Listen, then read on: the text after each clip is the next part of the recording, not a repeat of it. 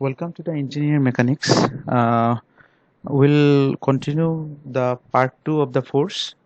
Here we'll discuss how the derivation of parallelogram law can be obtained using some mathematical derivations, and along with we'll go for some problems based on this forces, parallelogram forces, and other types of laws. Okay.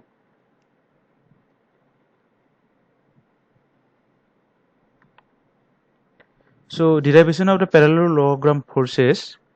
So here, if you see, this is a parallelogram. So in the parallelogram, forces P and Q are given by the sides of the parallelogram AB and AD. These are the adjacent sides, and theta is the angle between P and Q, and AC is the resultant R. So according to this parallelogram law of forces, so if two forces can be represented in magnitude and direction by the two adjacent sides of a parallelogram taken in order, then their resultant in magnitude and direction can be represented by the diagonal of the parallelogram passing through the two forces. So here diagonal is given by AC, which is equal to R. So now we have to find out the how R is derived. So using some mathematical formulas here. So what we do here, from point C we draw a perpendicular on the extended line E.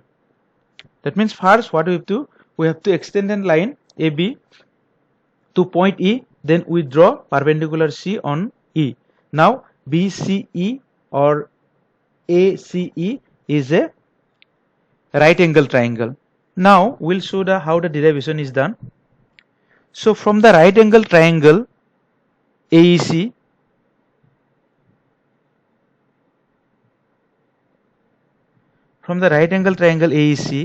this one AEC, we got AC square equal to AE square plus EC square.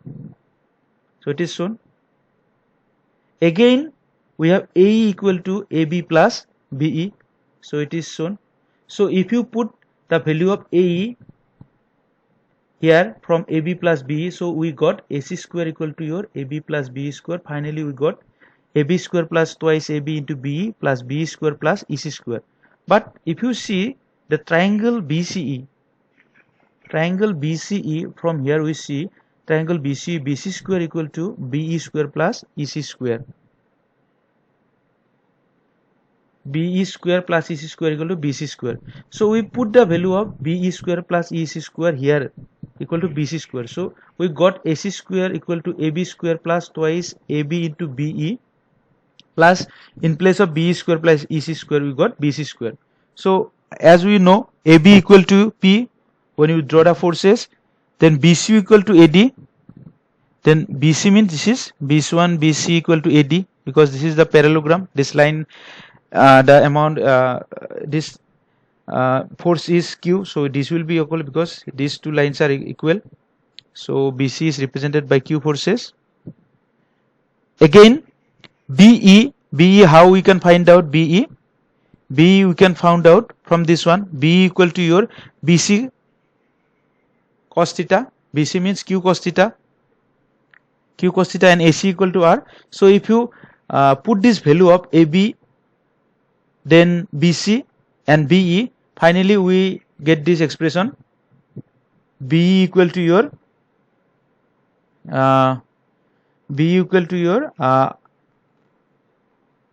AC square equal to R square equal to P square plus twice PQ plus Q square. So if you derive this one, then R will be your root over P square plus Q twice PQ plus cos theta plus Q square. So when the resultant makes an angle alpha with the force, then we can obtain what is alpha, what will be the value of the, from this triangle we find out tan alpha will be your perpendicular by base CE by AE.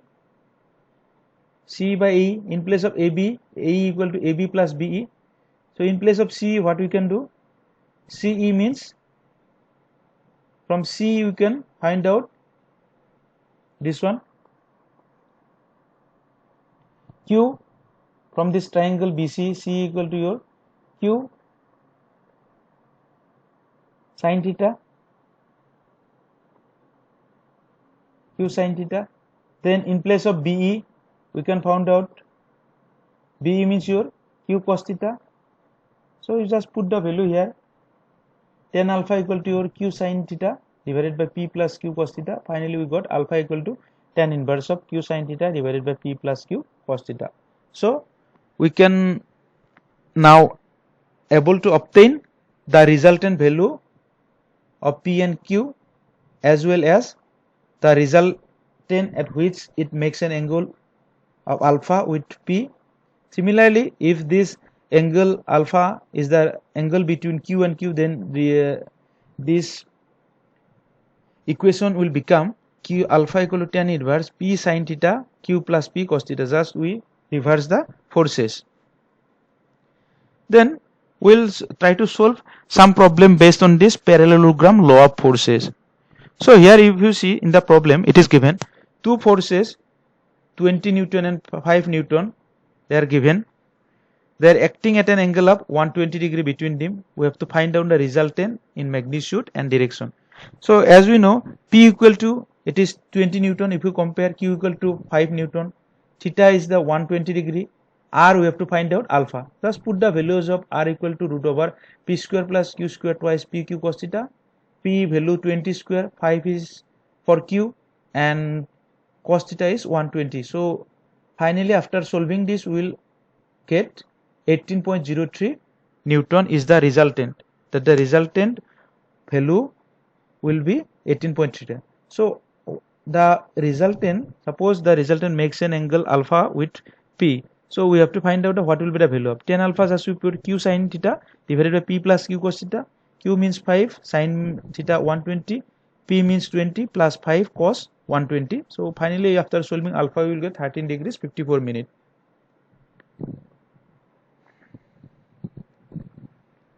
Now again one more question based on this parallelogram law of forces. So it is given two forces 10 Newton and 40 Newton are acting upon a body. So what can be the maximum and minimum resultant force on the body? So as we all know, the formula is R equal to root over P square plus Q square plus twice P cos theta. So P is 10 Newton, Q is 40 Newton. So from this formula we know that R will be maximum when cos theta will become 1. So if cos theta will become, equation will be your R equal to P square plus Q square plus twice P Q theta. So ultimately it becomes P plus Q. So 10 plus 14 equal to 24 Newton. So as 14 is higher in magnitude, so 24 Newton is acting in the direction of 14 Newton, because this is the summation. Similarly, R will be minimum if cos theta will be your minus 1. So putting my cos theta equal to minus 1 here, we will get R equal to P minus Q. So 14 minus 10, 4 Newton will be acting in the direction of 40 Newton, because 40 Newton is higher in magnitude and 4 Newton it is positive, so it will be acting in the higher magnitude direction.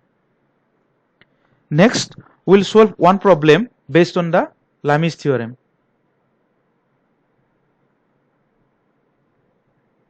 So how we will solve this one?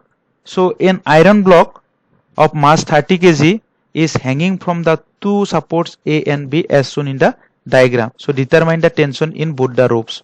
Here AC and AB, we have to find out the tension. The weight 30 kg is acting at the point. So we just resolve how we can. So here what we will do, we will multiply this one 30 into 9.8. Then we will find out the what will be the forces here. Then applying the Lami's theorem at point C, AC divided by the angle between this one opposite, then BC divided by opposite angle of BC, then 30 into 9.8 divided by opposite angle of these forces.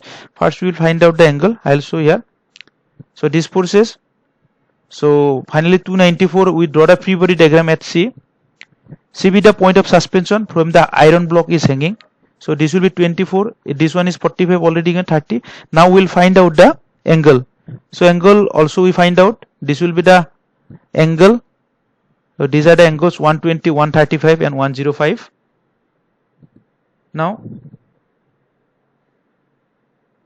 so using the Al-Hamis theorem, what we will get? TAC divided by sine 120. TAC, because sine 120 is the angle between opposite angle of TAC. Similarly, TBC divided by sine 135. This angle will be a sine 135, opposite of TBC. This angle TBC. Then 294 divided by 105. This is the opposite angle.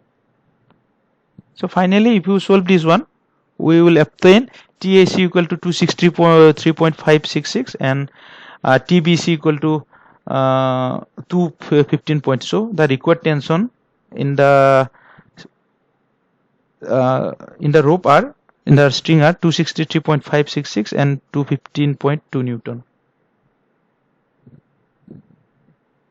So thank you.